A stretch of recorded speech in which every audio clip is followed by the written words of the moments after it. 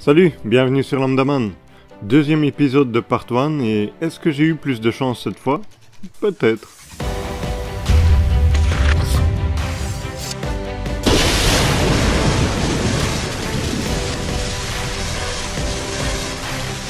Suite à la collision d'une comète qui a gravement détruit la planète, le clan Reikan décide d'organiser un examen pour de nouveaux potentiels disciples, afin de trouver l'enfant lié par le destin à la comète. C'est ainsi que se présente aux examens un certain Wang Lu, qui possède un pouvoir spécial se manifestant tous les 100 ans. Et cet examen va permettre ainsi de tester ses capacités. Quand j'ai lu ce synopsis, je me suis dit « Ah, ça pourrait le faire !» J'imaginais un style Neketsu, qui est un style qui désigne une histoire où le héros va devoir, lors de son parcours, évoluer, apprendre, dépasser ses limites, comme Naruto, Bleach ou encore Dragon Ball.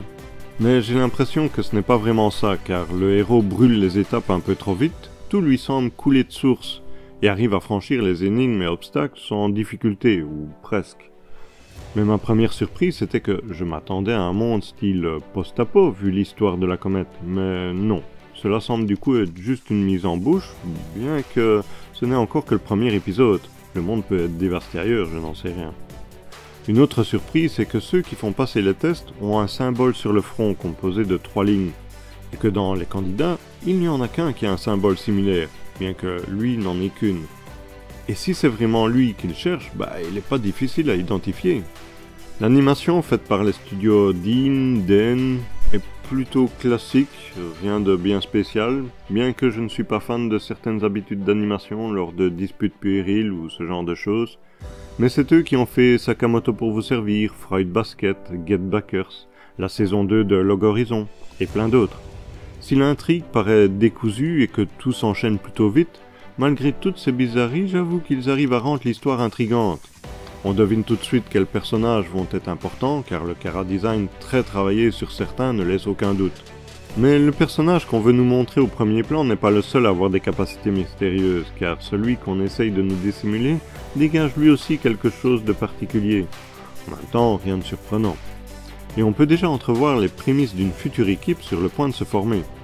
La première épreuve semble être de juste traverser une rivière en empruntant un pont très long, donc rien de bien intéressant.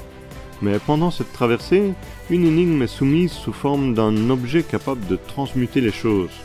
Pour quelle raison a-t-il été placé là? Ils vont devoir trouver la réponse par eux-mêmes, ou une fois de plus laisser le héros tout dévoiler. Mais même après ces explications et un coup de pouce supplémentaire, il y en a toujours pour ne pas vouloir faire d'efforts et causera l'élimination de plusieurs d'entre eux, juste par la faute d'un seul. Le début de l'aventure peut donc commencer. Cet anime est tiré d'un web roman chinois qui a commencé en 2013.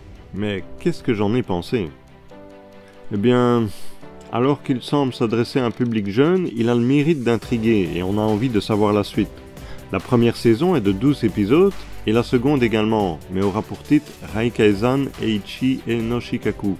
Et comme cet anime date de 2016 et 2017, je suppose qu'il est fini vu que je ne trouve pas de suite.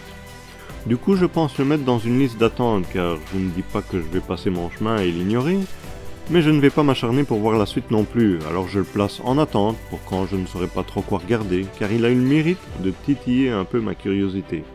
Les fameux examinateurs perturbent un peu car ils volent sur des épées. On voit quand un anime a pour source une œuvre chinoise, souvent par les noms qui ne sonnent pas pareils.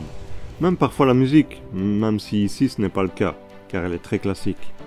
Mais c'est surtout dans le style d'histoire que ça change. Si certains animes entièrement japonais peuvent paraître étranges, quand ils sont inspirés de sources chinoises, il faut s'attendre à d'autres bizarreries, ou même un côté parfois plus poétique. Mais ça nous permet de découvrir un petit morceau de leur style et de leur culture. Dis-moi tes impressions si tu connais l'anime ou si tu as envie de le découvrir.